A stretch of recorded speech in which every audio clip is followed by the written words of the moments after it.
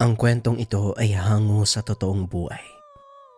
Mula ito sa isa nating kabayan na itago na lang natin sa pangalang Yvonne. Walang eksaktong taon, probinsya ng Samar. Tanya, gabing-gabi na. Saan ka na naman ba pupunta? Wika ni Aling Loida. Dito lang sa labas. Hindi naman ako pwede magsigarilyo sa loob ng bahay eh. Tugon ni Mang Tonyo. Bakit ba kasi hindi mo itigil yung bisyo mo? Alam mo, nagsusunog ka lang ng pera. Nako Loida ha, hayaan mo na ako. Ito na nga lang ang nagpapakalma sa isipan ko eh. Alam mo naman napakadami nating iniisip ngayon. Kahit naton niya. Ay nako, bahala ka na nga dyan. Mauna na ako matulog. Nay, tay, bakit nagbabangayan na naman kayo? Gabi na. Wika ni Yvonne.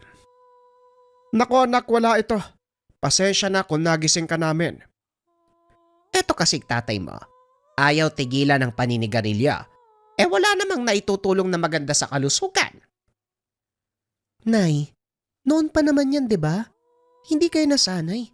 At ikaw naman, tay, hindi ka na bumabata. Kaya alagaan mo naman yung kalusugan mo. Pasensya ka na anak. Pero kailangan kong pakalmay ng sarili ko. Alam mo naman ito na lang ang paraan para makapag-isip tungkol sa mga bagay-bagay, hindi ba? Ito ang pangkaraniwang talakayan sa bahay nila Yvonne. Nakatira ang dalaga sa isang maliit na pamayanan sa gawing dulo ng kanilang bayan. Mula sa pamilya ng mga magsasaka. Sinikap ni Mang Tonyo na igapang ang pag-aaral ng dalaga hanggang sa makapagtapos ito sa kursong edukasyon. Simple lang ang pamumuhay ng mag-anak. Nakontento lang sa kung ano ang meron. Ngunit isang suliranin ang kinarap ng pamilya nang magkasakit at mamatay ang nakababatang kapatid ni Bon. Malaking halaga ang kinakailangan para sa pagpapagamot. Kinakailangang isanla ang lupang sakahan para makapagbayad ng ospital. Sa kasamaang palad ay namatay din ito. Simula nang mangyari ang trahedya, nawala ang sigla ni Mang Tonyo. Palaging nagmumukmok sa ilalim ng malaking puno ng mangga. Madalas ding marinig ni Yvonne na nagsasalita mag-isa ang matanda. Isang hapon, kakauwi lang nito galing sa pinapasukang paaralan nang makita si Mang Tonyong nakikipagtawanan. Laking pagtataka ng dalaga dahil wala namang ibang tao sa lugar. Amoy na amoy sa paligid ang sinusunog na tabako. Kaya naman nilapitan niya ito. Tay, mukhang napaparami ang sindi natin ah. Hoy Bon, ikaw pala, hindi naman. Isang beses pa lang ako nakapagsindi ng sigarilyo. Nako tay ah, huwag ka na nga magsinungaling. Amoy na amoy mula sa labas ng bakuran yung usok ng tabako. Ayan oh, nakikita ko pa nga eh. Ay nako, yan ba? Sa mga kaibigan ko yan. Ayun nag-alisa na dumating ka eh. Kaibigan? Tay, wala akong nakikitang tao maliban sa inyo. Sinong kaibigan ba yung tinutukoy mo? Wala, sige na. Pumasok ka na. Naganda ng merienda ang nanay mo. Kayo din po pumasok ha, magdidilim na. Sige na, susunod na ako. Pag-uusap ng mag-ama. Pagpasok ni Ibon sa loob ng tahanan, kagad nitong sinabi sa ina ang nangyari. Nay, napansin ko lang po ah. Mukhang napapadalas ang pagsasalita ni tatay mag-isa. Hindi ko naman napapansin, anak. Kailan mo ba nakita ang tatay mong nagsasalita mag-isa? Maraming beses na po, Nay. Kanina lang oh, nakita ko siya nakikipagtawanan eh. Wala namang tao sa paligid. Nandoon pa din yata ngayon sa ilalim ng puno ng mangga. Hayaan mo muna ang tatay mo. Hindi pa rin niya matanggap ang pagkawala ng kapatid mo. Pinagmasdan ni Yvonne ang matanda mula sa bintana. Nakitang nakangiti habang humihit-hit ng sigarilyo. Laking pagtataka ng dalaga dahil napakakapal ng usok na ibinubuga ng matanda. Nay, tignan niyo.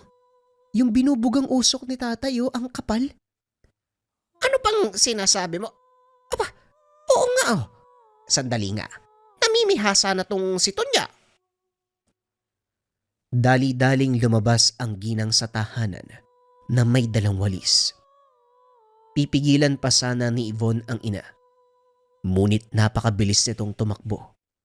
Akmang hahampasin na si Mang Tonyo nang biglang tumalsik ang walis na hawak nito. Napalingon si Mang Tonyo sa asawa na noon ay natulala. Hindi lubos maisip kung paanong tumalsik ang walis. Loida, nandito ka pala. Ano nangyari? Paano tumalsik ang walis? Walis. Anong walis? Ayan oh. Hindi mo ba nakikita ang nagkalat na tingting? Bakit ba kasi may dala ka dito? Alam mo naman na ayaw ng mga kaibigan ko ang walis tingting. Kaibigan? Sinong kaibigan? Wala naman ako nakikita. Tonyo, umayos ka. Hindi na angkop yung edad mo sa kinikilos mo. Sa tingin mo ba nagbibiro ako, Loida? Bahala kayo kung anong iisipin nyo. Wika ng matanda. Matapos ay dali-daling lumabas ng bakuran. Susundan pa sana ito ni Aling Loida. Ngunit pinigilan ito ni Yvonne. Hayaan nyo na po muna si tatay, Nay. Siguradong masyado niyang dinidibdib yung pagkawala ng kapatid ko. At isa pa, hindi mo rin siya masisising magkaganyan eh.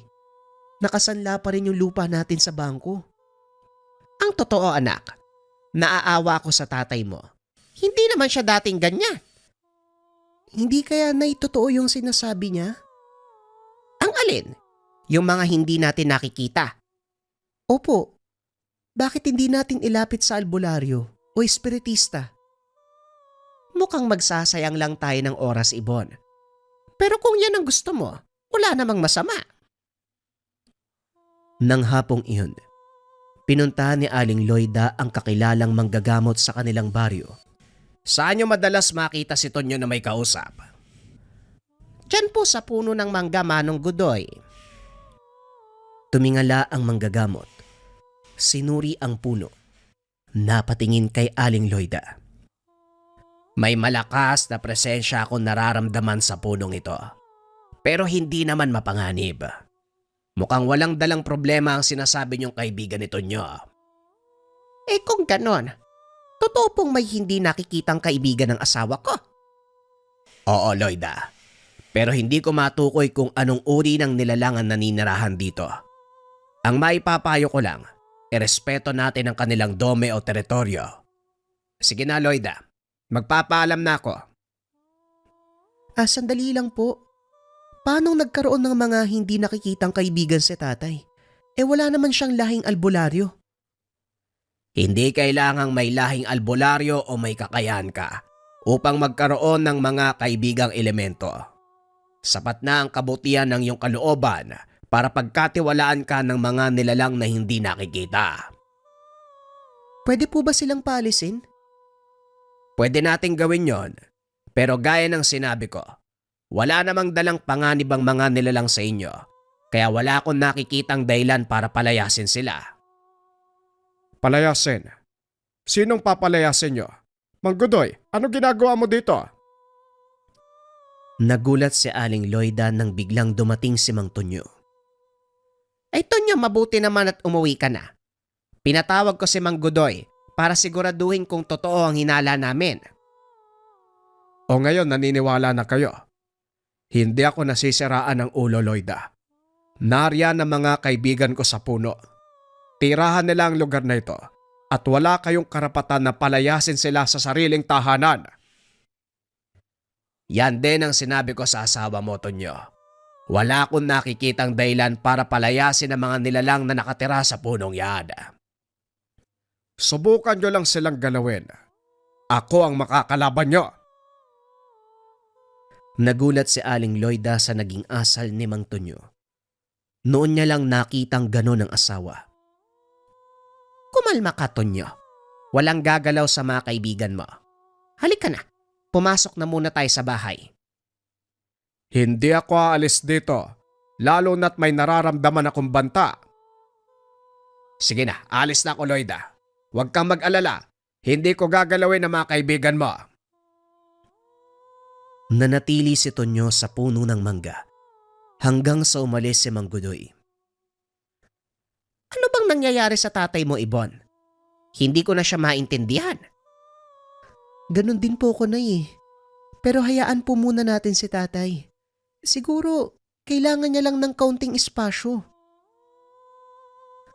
Nanatili buong gabi si Mang Tonyo sa ilalim ng puno. Kinabukasan pumasok ito ng bahay para magkape. Matapos ay kagad umalis. Nagtungo sa palayan. Sinubukan itong kausapin ni Ibon, kaso nga lang hindi umiimik ang matanda.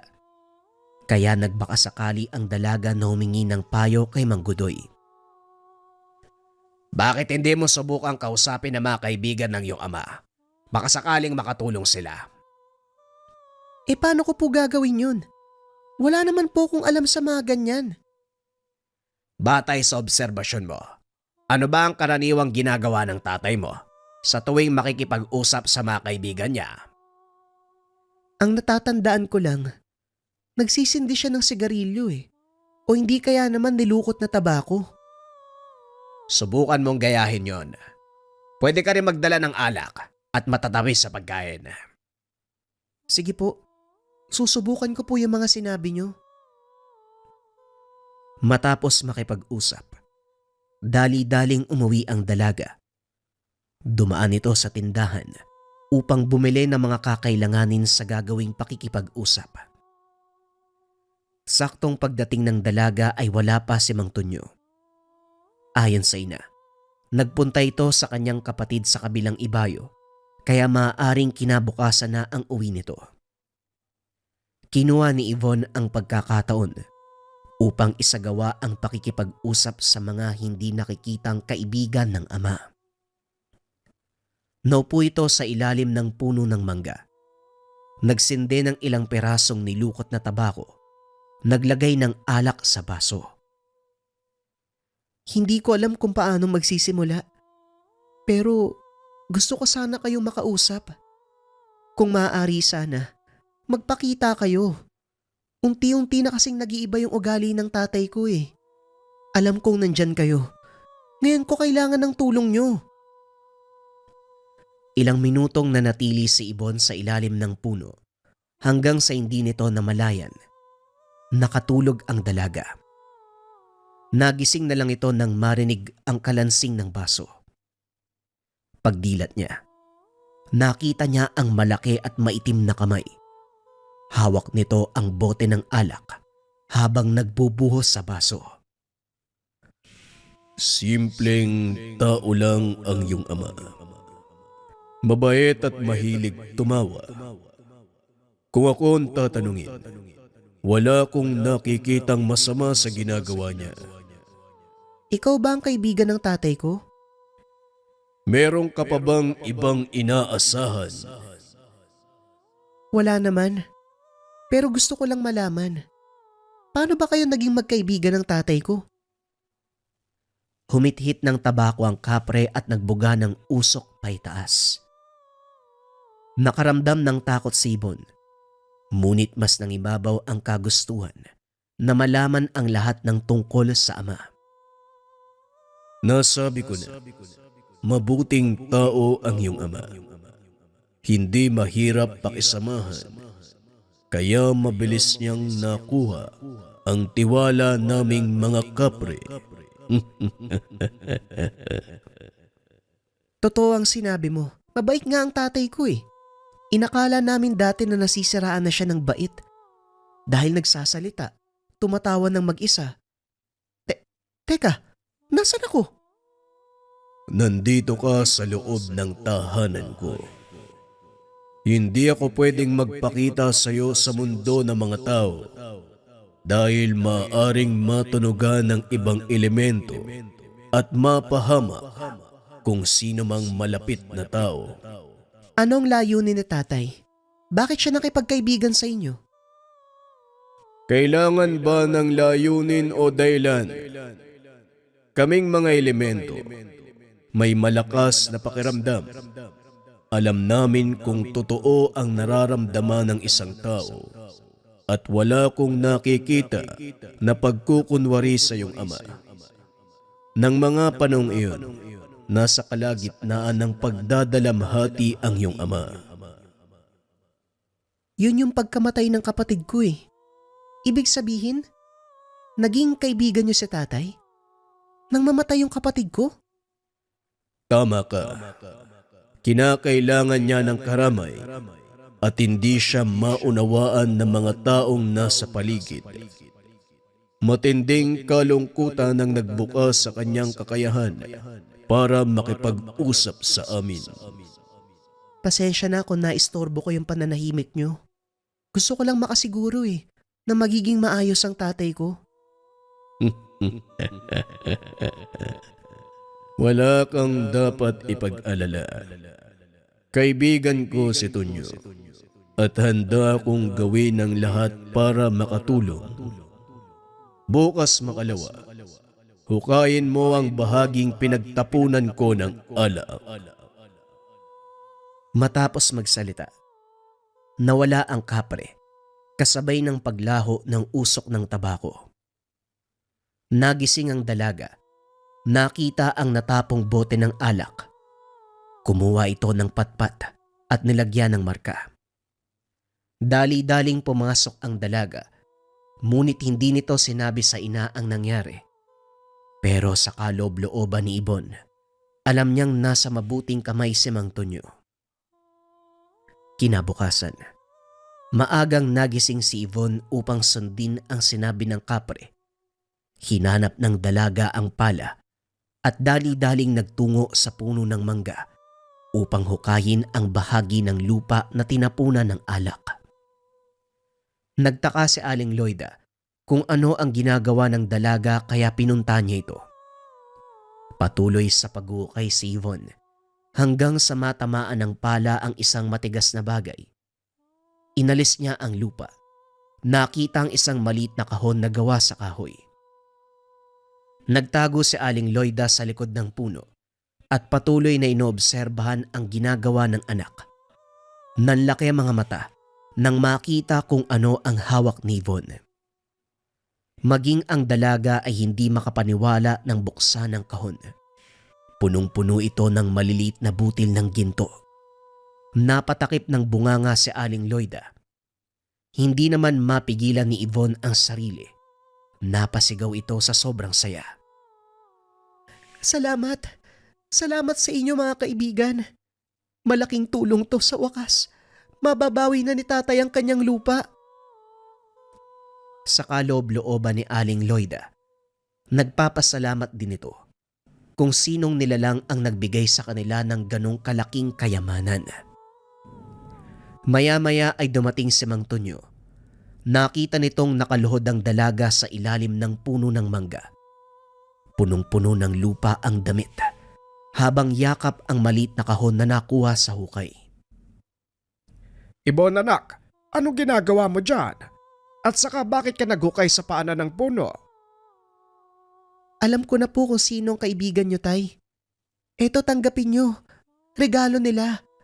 Sa wakas, mababawi mo na ang lupa sa bangko. Ano bang sinasabi mo? Mahabaging langit. Sanang galing ang mga gintong ito? Ipinagkaloob ng mga kaibigan nyo, tay. Nakipag-usap ako sa kanila eh. Pinaliwanag ng kapre ang lahat. Ngayon naiintindihan ko na mabuting engkanto mga kaibigan mo. Gaya ng sinabi ko sa inyo, hindi ako makikipagkaibigan sa kanila kung alam kong hindi sila mabuti. Salamat mga kaibigan! Malaking tulong ang binigay niyo! Inalalayan ni Mang Tonyo ang anak. Pumasok ang mga ito sa tahanan. Kaso nga lang, hindi alam ng mag-anak may nakakita sa kanilang ginawa. Si Mang Dario. Kampante ang mag-anak na walang nakaalam sa mga nangyari. Ngunit lingid sa kaalaman na binabalak na ng matanda na pasukin ang kanilang tahanan upang nakawin ang nakuhang kayamanan mula sa mga kapre. Maimbing na natutulog ang mag-anak. Marahang naglakad si Mang Dario papasok ng bakuran. Hindi pa man ito nakakalampas sa puno ng mangga. Biglang kumapal ang usok sa paligid. Hindi na nakahinga ang matanda. Naubo, dahilan para maramdaman ni Mang Tonyo. Dali-daling bumangon ng matanda at nakitang nakalambitin ang kapitbahay sa sanga ng puno. Dario! Mabaging langit! Anong nangyari? Bakit nandyan ka? Sinubukan ng matandang to na looban kayo at kunin ang gintong binigay ko. Kaya pinigilan ko siya. Huwag kang mag-alala. Hindi ko papatayin ang tampalasan. Paano niyang nalaman ang tungkol sa ginto? Marahil nakita niya nang kunin mo ito. Huwag kang mag-alala. Pagsikat ng araw, wala na siyang maaalala. Sa ngayon, itago niyo sa ligtas na lugar ang kahon at siguraduhin walang makakalam ng tungkol dito. Pag-uusap ng tatlo. Nagtaka si Aling Loida kung sino ang kausap ng mag-ama. Narinig niyang magsalita si Yvonne, ngunit hindi nito makita kung sino ang kausap. Sino ba ang kausap niya? Anong nangyari kay Daria? Bakit nakasabit sa mangga? Huwag mo nang alalahanin ang tungkol dyan, Loida. Ang mahalaga, ligtas tayo. Hindi na ituloy ni Dario ang plano niya na kunin ang ginto na bigay ng mga kaibigan. Noon pa man may ugali ng magnanakaw yan si Dario. Ngayon, paano niyong ipapaliwanag ang nangyari sa taong yan? Hindi patay si Dario. Nawalan lang ng malay. Bukas wala na yung maaalala. Kinabukasan, nagising si Mang Dario, nakasandal sa puno ng mangga. Nakaupo ang matanda sa tabi nito. Aray ko, asyakit ang ulo ko.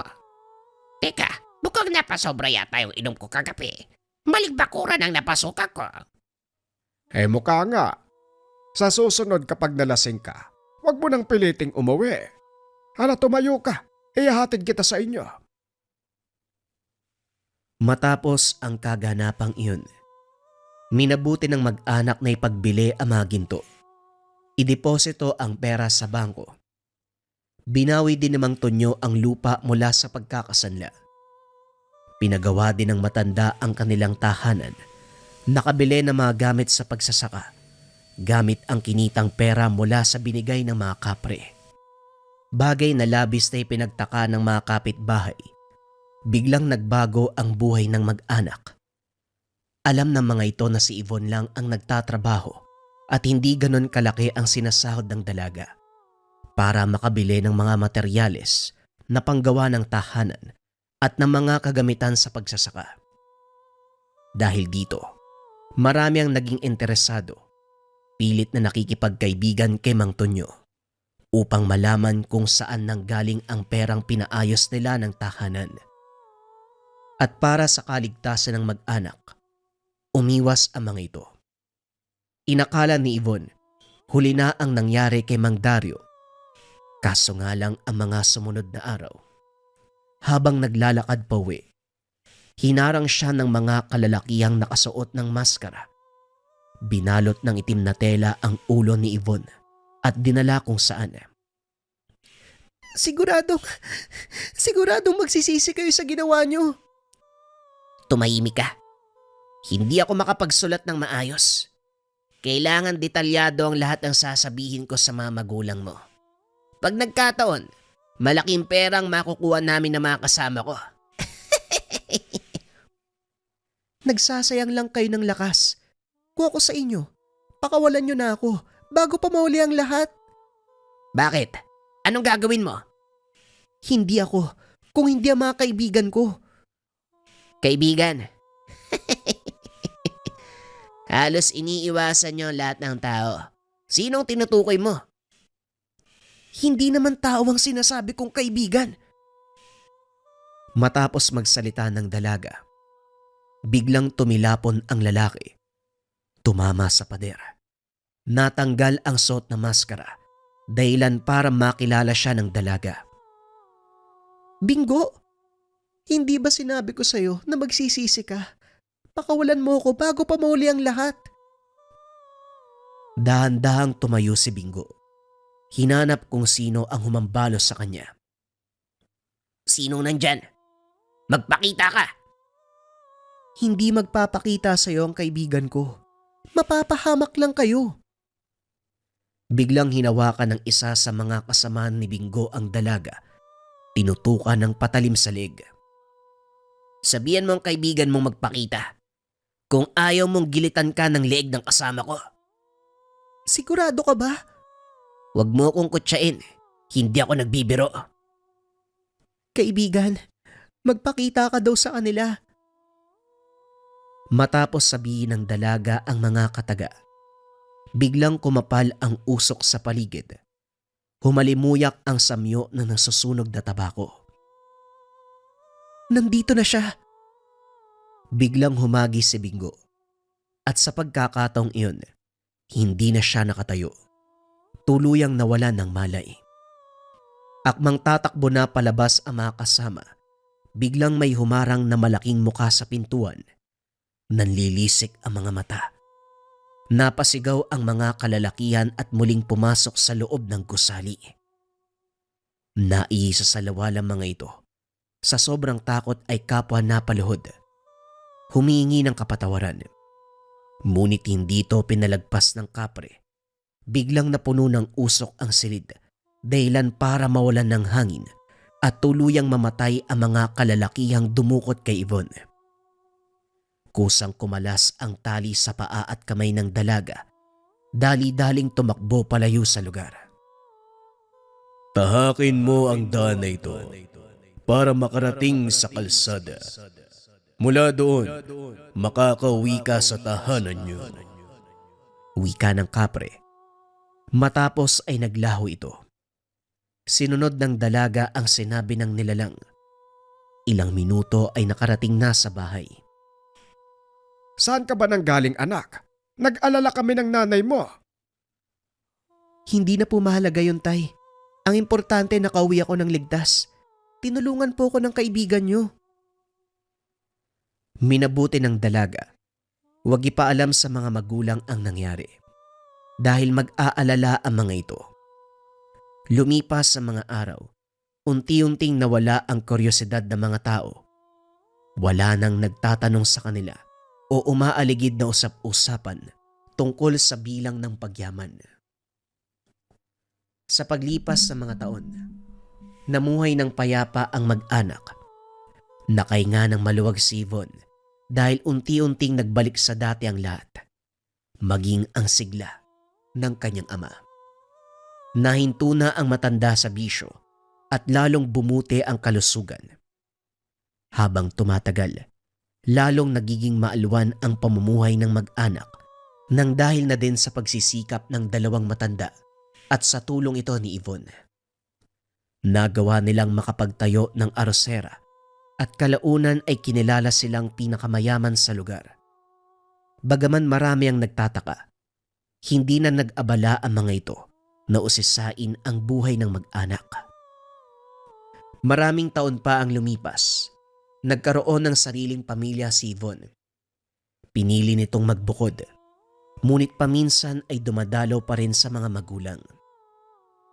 Kalaunan, si Yvonne na ang nangasiwa sa lahat ng naiwan ng mga magulang. Hindi pa rin nakakalimutan ng dalaga ang totoong pinagmulan ng kung anong meron sila sa kasalukuyan. Pinangalagaan nito ang puno ng mangga kung saan nakatira ang mga kapre. Kapalit nito ang proteksyon at pangangalaga ng mga elemento sa pamilya ng dalaga. Wala namang nakakaalam tungkol sa sikreto ni Yvonne kahit ang napangasawa nito. Hindi niya sinabi ang tungkol sa kaibigan.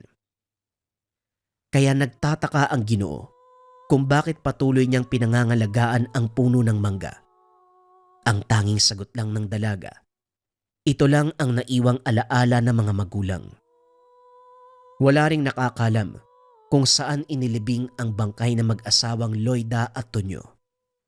Ayon kay Yvonne, binili ng mag-asawa na wag isa publiko ang kanilang libing. Ngunit ang katotohanan ayon kay Von, hindi naman talaga namatay ang mga magulang. Sumama ang mga ito sa kaibigan nilang kapre upang mamuhay sa kabilang dimensyon. Ayon din kay Von, taon-taon siyang naglalagay ng mga nilukot na tabako at bote ng alak sa paanan ng puno ng mangga bilang alay sa mga kaibigang kapre. Ang kasaysayang ito ang nagpapatunay na hindi mo kailangang maging albularyo upang magkaroon ng mga kaibigang elemento. Sapat na ang malinis na kalooban at mabuting hangarin para pagkatiwalaan ng ibang nilalang. Ang mga elementong kagaya ng kapre ay matyaga, matalas ang kanilang pag-iisip at hindi basta-bastang nakikipagkaibigan sa mga tao. Malalaman nila kung may balak kang masama o hindi ka nais-nais. Sa naging karanasan ni Von, pinatunayan ng dalaga na may mga mabuting elementong naninirahan kasama natin. Ang kailangan lang ay respeto. Siguradong makukuha mo ang kanilang paggalang. Sumainyo ang kwento ni Yvonne at ang kaibigan nilang kapre na nagbigay ng biyaya. Bagong kwento pa rin ang kasunod mga kabayan. Ito ay tungkol sa protektor ng mga diwata. Simulan na ang kwento. Ang kwentong ito ay hango sa totoong buhay. Mula ito sa isa nating kabayan na itago na lang natin sa pangalang Ivan. Walang eksaktong taon. Bukid nun. Nagsimula ang lahat nang sumama si Ivan sa grupo ng pinsang si Jerry. Ang sabi nito, may ihahatid na produkto sa kabilang bayan. Wala namang ibang kabuhayan sa paligid kung hindi pagsasaka. Kaya walang ibang naisip ang binata kung hindi ito. Nang lula ng sasakyan, hinarang ng mga sundalo. Kasagsagan ng pananalakay ng mga masamang loob ng panahong ito. Kalmado lang si Ivan dahil sa isip niya wala silang kargang ikakapahamak. Kaso nga lang, nang makita ang reaksyon ng mga kasama, dito na siya nagtaka. Namamawis ang kamay ng mga ito. Nakatungo, hindi makasagot sa katanungan ng sundalo. Lalong naguluhan si Ivan nang sabihin ng pinsan na saudyet nito. Tumalon ng sasakyan sabay karipas ng takbo patungo sa kagubatan. Lahat ng kasama ay nagkasundo na gagawin ito. Sa sandaling binuksan ng sundalo ang kargamentong nakakahon, nag-unahan sa paglabas. Dumiretso sa gubat. Sapilitang sumunod si Ivan dahil sa pagkataranta. Ang kasunod na narinig ay putukan ng mga armas. Ang laman pala ng kahon, iligal na baril at mga bomba. Nagkawatak-watak sa kagubatan kung saan-saan dumaan para lang makaiwas sa naglili parang mga bala. Pero namalayan na lang ni Ivan ang pagkahandusay na mga kasama, kabilang na ang pinsang si Jerry. Nagpatuloy siya sa pagtakbo nang makitang nakasunod ang sundalo pero hindi nakaligtas sa tama ng baril. Bumagsak siya katulad ng iba. Aminado si Ivan sa sandaling tinamaan ng bala. Nalagutan na siya ng hininga. Naalala pa ang huling pagsulyap sa nakahandusay na pinsan. Pero hindi maintindihan ang nangyari. Buhay siya. Malinaw na nakikita ang nasa paligid. May matandang lalaki nakatalikod. May ginagawa na kung ano. Nasa loob siya ng isang tahanan na ang bawat sulok, mga halamang gamot at ugat ang makikita. Nakailera ang mga bote sa tabi na may likidong laman. Kinapa ng binata ang sarili. Nakiramdam. Ganun na lang ang pagtataka dahil buhay na buhay siya. Sinubukan niyang bumangon pero pinigilan ng matanda. Huwag kang malikot, bata. Konting galaw pa pwede kang mabinat. Hindi pa lubusang magaling ang tinamong sugat sa engkwentro kaya magpahinga ka muna. Makakagalaw ka rin. Hintayin mo lang na gumaling ka. Ako nga pala si Mang Gildo. Nasa langit po ba ako? Alam ko namatay ako dahil binaril eh. Sabihin niyo sa akin, langit ba to o impyerno? Ang taas naman ng pangarap mo. Sigurado kang sa langit ka pupunta. Ho, nasa mundong ibabaw ka pa. At siguro namatay ka nga, nabuhay lang dahil sa inilapat kong gamot. Nakita kitang nakahandusay doon sa kagubatan kasama ng iba pang mga binata. Isa-isang kinuha ng mga sundalo ang katawan ng mga kasama mo. Pero dahil nasa malayo ka, nagkaroon ako ng pagkakataon na dalhin ka dito. Binuhay kita. Binuhay? Bakit? Sino ka buba? Diyos ka ba? Diwata? Paano ka nambubuhay ng tao? Para kang baliw eh. Lokong to. Niligtas na, tinawag pa akong baliw. Tama ka. Isa akong hamak na tao. Hindi Diyos, hindi diwata, o kung ano pa. Pero kaya kong bumuhay ng patay, lalo na kung mararamdaman ko ang kabutihan sa kalooban. Maswerte ka. Dahil naging aktibo ang tangan ko nung makita kita. Sandali, dito ka lang ha. Titignan ko muna sa kusina ang nilulutong agahan. Sa kabila ng pag-uusap, hindi pa rin naintindihan ni Ivan ang nangyayari. Imposible sa kanya ang sinabi ni Mang Gildo. Sa paniniwala ng binata, walang sino mang tao ang kayang bumuhay ng namatay na. Pero sa sitwasyon ngayon, nagtatalo ang isipan. Kasabay nito ang pag-aalala para sa pinsan at iba pang kasama. Walang senyales ng mga ito sa tahanang kinalalagyan. Nang makayanang bumangon, nagmamadaling lumabas pero natigilan nang makita ang makapal na kagubatan. Naguguluhan na rin dahil kung gaano kalawak ang kagubatan sa harapan, ganon din kalawak ang kapatagan sa likuran. Sa sobrang lawak, hindi niya alam kung may hangganan ba sa dulo. Natigilan siya sa pag-iisip nang marinig ang boses ng matanda. Kahit subukan mong umalis, wala kang mahanap na daanan, iho. Nandito ka pa sa mundong ibabaw, pero ibang dimensyon ang ginagalawan mo ngayon. Kinilabutan si Ivan. Sa isip niya engkanto o nilalang ang kaharap. Kaso nga lang, alam ng matanda ang tumatakbo sa isipan niya. Kagaya ng sinabi ko kanina, isa kong hamak na tao, pero may kakayahang manirahan sa ibang dimensyon. At ito ngayon, nasa mundo ng mga diwata. Huwag kang matakot. Tapat ko silang kaibigan. Tumingin muli si Ivan sa paligid. Mula sa taas na naglalaki ang puno, makikita ang nakatayong mga diwata. Kawangis at kahubog ang isang taong babae. Ang kaibahan nga lang ay walang kanal sa pagitan ng ilong. Kulay berde ang mga mata. May katulisan sa dulo ang mga tenga. Mahaba ang buhok na ang dulo'y dumuktong sa nakakabit na baging. Mahaba ang mga kasuotan.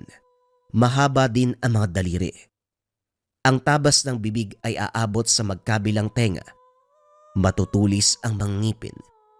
Kahit nasa kalayuan ang mga ito, mararamdaman pa rin ang matinding presensya. Pero hindi natakot ang binata sa kabila ng kaalaman na nilalang ang kaharap. Para malinawan ka, ipapaliwanag ko sa'yo. Nagsimula siya bilang ordinaryong manggagamot. Pero dahil sa alitang namuo sa pagitan ng kapwa manggagamot, pinagkaisahan siyang hamakin, siniraan, hanggang sa wala nang nagtiwala. Humantong sa punto na may dumating sa tahanan para humingi ng tulong. Walang pagdadalawang isip na inaruga ng matanda ang lumapit na babae. Lingid sa kaalaman na isa itong diwata, sa kabutihang ipinakita. Biniyayaan ng karagdagang kakayahan sa panggagamot at walang kapaguran. Naging kaalyansa ang diwata. Inalok siya nito na manirahan sa lugar kung saan walang hahamak, walang maninira. Purong katahimikan at kaginhawaan lamang. Walang pagdadalawang isip na tinanggap ng matanda ang alok. Ito siya ngayon sa mundo ng mga diwata. Isa sa mga kakayahan ang tumawid sa magkabilang dimensyon. Pagkatapos marinig ang kwento, hindi makaimik si Ivan. Hindi malaman kung maniniwala o hindi. Siya ang tipo ng tao na kapag hindi nakita, hindi maniniwala. Sa loob niya, posibleng isang panaginip lamang ang lahat. Kaso nga lang, kumontra ang kabilang bahagi ng isipan nang maalala ang sandali ng kamatayan. Kahit ilang ulit nang sinabi ni Mang Gildo na nabuhay siyang muli, imposible pa rin para sa kanya. Ang daming tumatakbo sa isip mo, bata. Huwag kang mag-alala. Hindi ko naman hinahangad na maniwala ka sa akin kagad. Mahabang panahon pa ang pagsasamahan natin. Dito ka muna, kaya dahan-dahan ka lang. Maiintindihan mo rin ang lahat ng mga kaganapan. Matalino kang bata, kaya imposibleng wala kang mauunawaan paglipas sa mga araw. Doon muna tayo sa loob ng tahanan. Malapit nang magdilim, magdahan-dahan ka ha. Makaraan ang ilang sandali. Lalong naguluhan si Ivan. Sinabi ni Mang Gildo na gabi na, pero masyado pang maliwanag ang paligid. Wala siyang napansin na senyales ng kadiliman, maliban na lamang kung susuot sa kagubatan. Ang kasalukuyang damdamin ay napalitan ng pagkamangha nang makita sa kalangitan ang 7 naglalakiang buwan. Maayos itong nakailera. Nakakaakit sa paningin ang taglay na liwanag. Kabilang narito ang mga insekto ngayon palang nakita. Maraming mga nilalang na hindi matatagpuan sa mundo ng mga tao. Dahil dito, unti-unting napaniwala si Ivan na nasa ibang dimensyon siya. Nang mapagod kakatingin sa paligid, nagpa siyang magpahinga. Kinaumagahan unang binigay ni Mang Gildo ang gamot. Pagkagising na pagkagising. Kalahating baso ng langis na merong nakababad na halamang ugat. Makakatulong yan para gumaling ang sugat mo. Mamaya, ipapasyal kita sa lugar para hindi ka maging ignorante. Hindi na po kailangan, Manong. Iwi niyo po ako sa amin. Sigurado nag-aalala ang pamilya ko. Pamilya, wala ka naman yan, hindi ba? Kinupkup ka lang ng pinsan mong si Jerry na ngayon ay patay na. Dito ka muna sa bahay ko. Hindi kita lilimitahan, kaya magagawa mo ang anumang nais. Teka sandali nga. Bakit ang dami mong nalalaman sa akin? Kahit yung pinsan ko kilala mo. Nasaan na ba yun? Patay na? Hindi pwede yun. Marami pa akong alam sa buhay mo. Pero si Jerry, kagaya ng sinabi ko, patay na siya. Kung nabawi ko lang ang katawan niya katulad ng sayo, posibleng parehong buhay pa. Kaso naunahan ako ng mga sundalo eh. Ikaw lang ang nakuha ko at malamang yon ang tadhana. Nalugmok sa sulok ang binata. Nasaktan sa pagkawala ng pinsan. Sa tanang buhay bilang ulila sa mga magulang, ito ang kumupkop sa kanya. Nag-alaga, nag-aruga, kahit nagkaedad, nagawa pa ring tumayo bilang ama at ina. Nang mahimasmasan, ipinasyal siya ni Mang Gildo sa lugar. Maraming tanawin sa loob ng kagubatan na ang hirap ipaliwanag, katulad na lamang ng pagkakaroon ng talon na ang itaas ay umabot sa kalangitan. Mga hayop na parang sa kwento lang nabubuhay. Bawat batong nararaanan ay may nakaupong diwata. Sa malapitan ay sobrang puti na mga ito, na kung lalapitan pa ng husto, parang nakatingin sa liwanag ng bumbilya. Walang visual na makikita. Gumagalaw ang mga ito sa pamamagitan ng paglitaw sa hangin. Nagsisilbing galamay ang naghahaba ang buhok. Isa sa pinaka nakakamangha, ang gabundok na ginto. Ivan, hinay-hinay sa pagtitig dahil hindi basta ang gintong narito. Marami ng taong nalinlang, nawala sa isipan dahil nagpasakop sa kasakiman. Ilis mo ang tingin para hindi katabla ng epekto. Umusad na tayo sa kabila. Tahimik na sumunod si Ivan sa matanda. Pinunta nila ang bahagi kung saan naroon ang tahanan ng mga diwata. Sa paglilibot, narating ang pinakadulo kung saan nakatayo ang mataas na kahoy. Madilim na sa bahaging iyon, kahit tirik pa ang araw. Ito ang lagusan na nagduruktong sa mundo ng mga diwata at mundo ng mga tao. Dito ko dumaraan. Ihanda mo ang iyong sarili dahil lalabas tayo. May kailangan akong kunin sa aking tahanan. Sumunod ka. Diretso lang ng tingin ha. Sumunod si Ivan nang humakbang na ang matanda. Sobrang dilim ng paligid. Wala nang maaninag. Pero makalipas ang ilang paglakad, sumalubong ang nakakasilaw na liwanag. Kasunod nito, nalaman na lamang na nasa mundo na ng mga tao. Kalsada ang nakita. Natauan ang binata nang marinig ang malakas sa serbato ng dumaang sasakyan. Nagmamadali ding sumunod kay Mang Gildo nang makita itong nasa kalayuan na. Nakarating sila sa isang kubo na nilipasan na ng panahon. Kaunti na lang ang kulang ay bibigay na ang marurupok na bahagi. Pumasok si Mang Gildo dumiretso sa silid. Si Ivan ay naupo sa sala. Sa kabila ng sitwasyon ng bahay, napapanatili pa rin ang kalinisan sa loob. Katulad pa rin sa tahanan ng matanda sa mundo ng mga diwata. May mga halamang gamot, mga boteng nilagyan ng mga likido. Ilang sandali pa lumabas si Mang Gildo. May bitbit na bagay na nakabalot ng tela.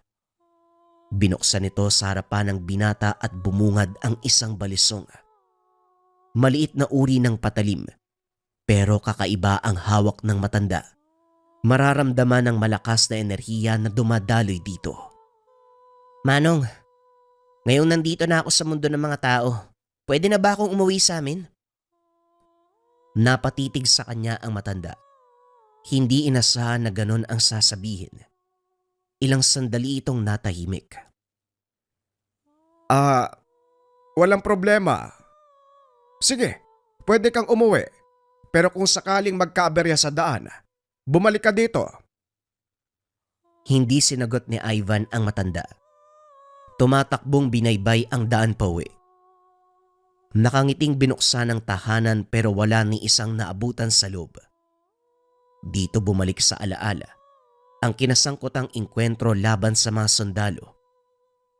Magluluksa na sana sa pagkasawi nang dumating ang kakilalang ninsang sumama sa grupo. May dalang balita. Hinahanap ang ibang kasama nila Jerry. Ayon sa mga sundalo, may nawawalang bangkay. Lalong natakot nang makita ang mga sundalong naglilibot sa lugar. Walang pasabing tumakas. Natagpuan ang sarili na bumalik sa tahanan ni Mang Gildo. Nakabang sa kanya ang matanda na parabang alam nito na babalik siya. Mukhang mapipilitan ka uli na sumama sa akin ha. Halika, kailangan na nating umuwi bago matapos ang oras ng pagbubukas ng lagusan. Sa paglipas ng mga araw, tuluyang gumaling ang sugat ni Ivan.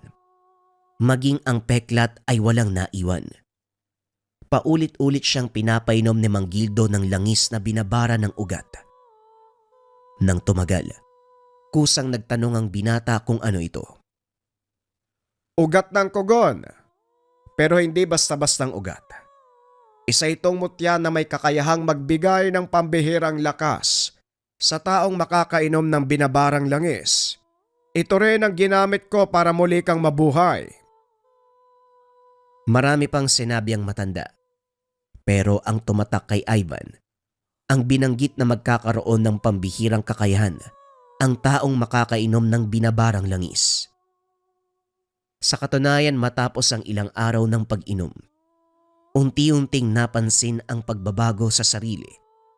Bigla na lang nakakaramdam ng lakas, hindi napapagod.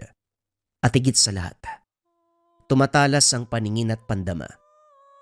Kung nung una hindi na malayan ang pagpasok ng diwata sa tahanan nang minsang magdala ng pagkain, ngayon nasa malayuan pa lamang ay napapansin na. maging ang enerhiya nito. Ramdam na ni Ivan.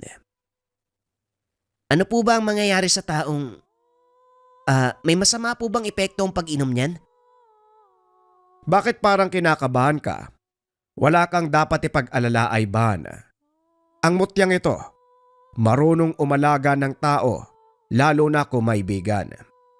Hindi magtatagal, makakayanan mo ring lumaban sa mga nilalang na umaaligid sa mundong ito. Umaaligid sa mundong to. Ano po bang ibig niyong sabihin? Pwede pong pakilinaw para maintindihan ko. Binabalot ng kapayapaan ang lugar na ito dahil balwarte ng mabuting diwata. Pero hindi nangangahulugan na walang panganib. May takdang araw kung saan may kaguluhang nagaganap. Mapapalaban ng mga diwata. Maging ako. Ngayon ikaw rin. Hindi kita binuhay dahil gusto ko lang. Ito ay pagpapasya ng mga diwata para malinaw sa'yo, ha? Gusto nilang sumama ka at tulungan ako na protektahan ng mundo. Lalong naguluhan ng binata sa sagot ni Mang Gildo. Muling pinaliwanag ng matanda sa terminong madaling maintindihan. Kaso nga lang walang sagot mula kay Ivan.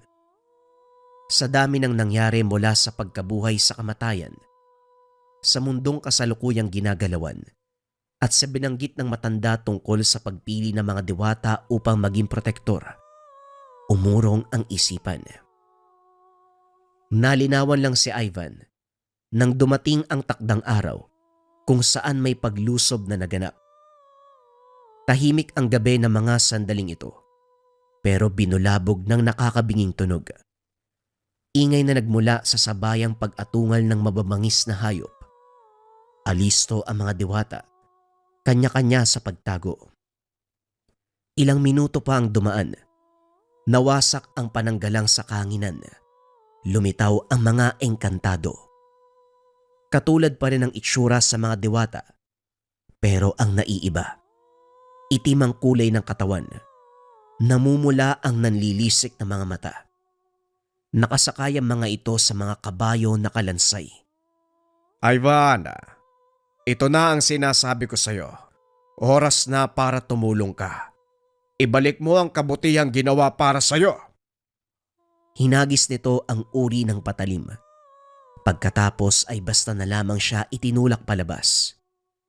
Walang nagawa ang binata kung hindi harapin ang mga nilalang na paparating. Minumura sa isipan si Mang Gildo sa ginawa nito, pero naging tutok sa pakikipaglaban. Hindi alam ng binata kung saan nahugot ang tapang, maging ang lakas na dumadaloy sa katawan. Pero ito rin ang parehong pakiramdam sa tuwing iniinom ang langis. Ilang sandali pa unti-unting nagbago ang kulay ng paningin. Naging kulay berde. Mas lalong lumakas ang enerhiyang nararamdaman. Lahat ng madaanang nilalang, kaagad namamatay. Nang makita ito ng ibang nilalang, nabaling sa binata ang pansin ng lahat. Sa kabila nito, hinarap sila ni Ivan. Sa paglipas ng mga sandali, unti-unting nalagas ang hanay ng mga nilalang. Ang lupa ay natabunan ng nakahandusay na katawan ng mga ito. Hindi nagtagal. Muling namayapa ang paligid. Hudyat ng pagkaubos ng mga nilalang. Dahan-dahang bumalik ang kamalayan. Maging ang paningin ni Ivan ay bumalik sa normal. Dumagungdong ang sigawan ng mga diwata dahil sa ginawang kabayanihan. Kitang-kita ko ang aking sarili noong kabataan ko sa'yo. Tamang tawang pinili ng mga diwata, kagaya ng ginawa nila sa akin. Matapang ka. Nasasabayan mo ang pwersa dyan sa kalooban mo. Hindi ko lubos akalain na sa maiksing panahon, kakapit sa iyo ang lakas. Kakapit sa iyo ang bisa ng mutya at langis. Nang mga sumunod na sandali, ang mga diwata ang kumilos para ligpitin ang mga bangkay. Sa kabila ng matagumpay na laban, nakatulala sa sulok si Ivan.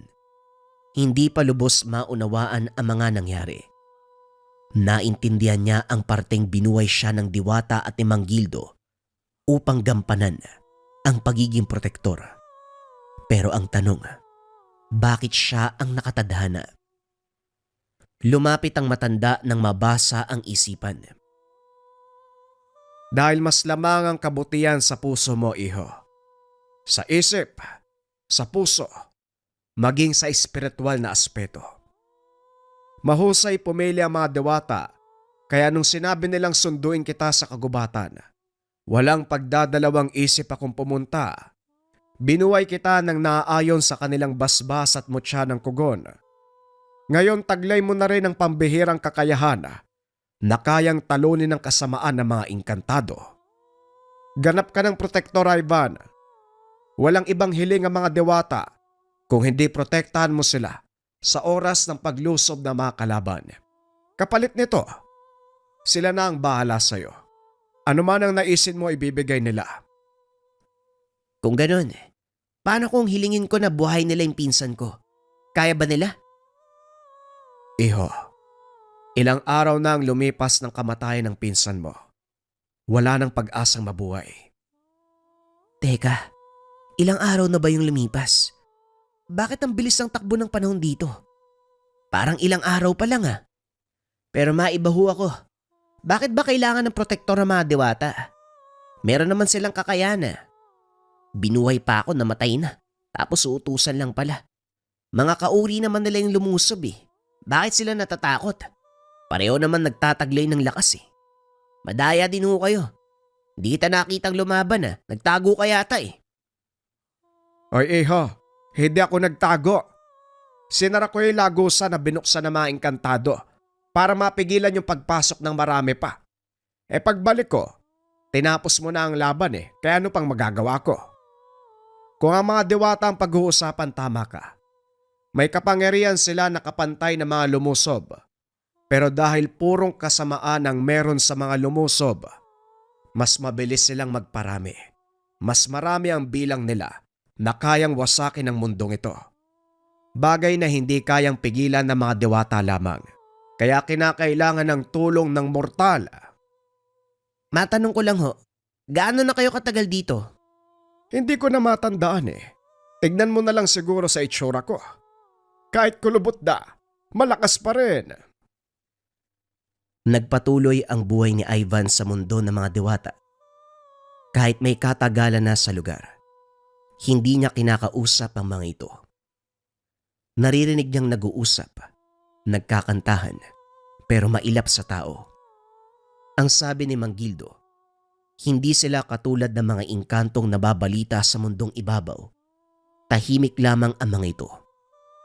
May iilan na nakikipagsalamuha sa mga tao, kaso nga lang mabilis na didismaya kapag nakikita sa mga tao ang pagkayok, lalo na kapag nakikita ang ginto.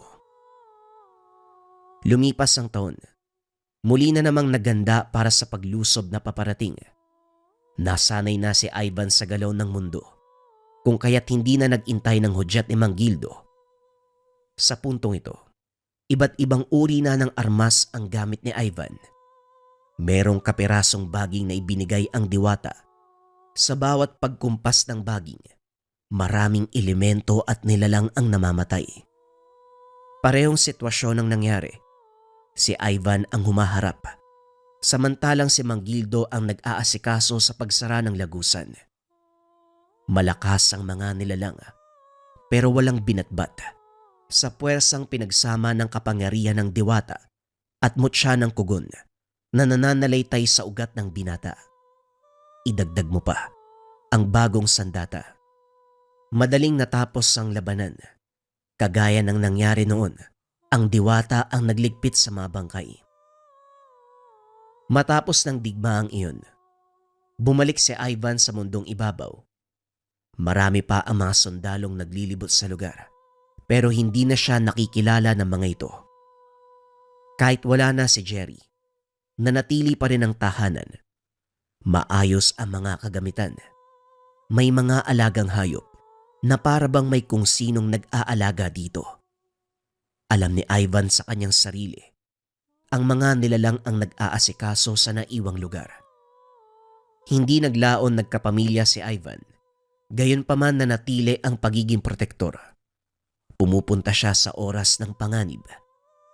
Si Mang Gildo ang nagsasabi sa kanya na merong paparating na signo sa lugar. Lingid sa kaalaman ng asawa at anak ang gampanin. Lumipas pa ang maraming taon. Magkasama pa rin si Mang Gildo sa pagprotekta sa mga diwata. Hiniling ng matanda na sa mundo ng mga ito manirahan para hindi na mahirapan sa pagtawid. Kaso nga lang hindi pumayag si Ivan. Mas gusto niyang manirahan sa mundo ng mga tao. Hanggang sa umabot sa punto na maalam na si Mang Gildo. Sa kabila ng paninilbihan sa mga diwata, meron pa ring nakatakdang kamatayan bilang tao na hindi na pwedeng pakialaman ng mga nilalang. Naging masakit para kay Ivan ang pagkawala nito dahil tinuring na ama ang matanda. Siya ang pumalit bilang protektor.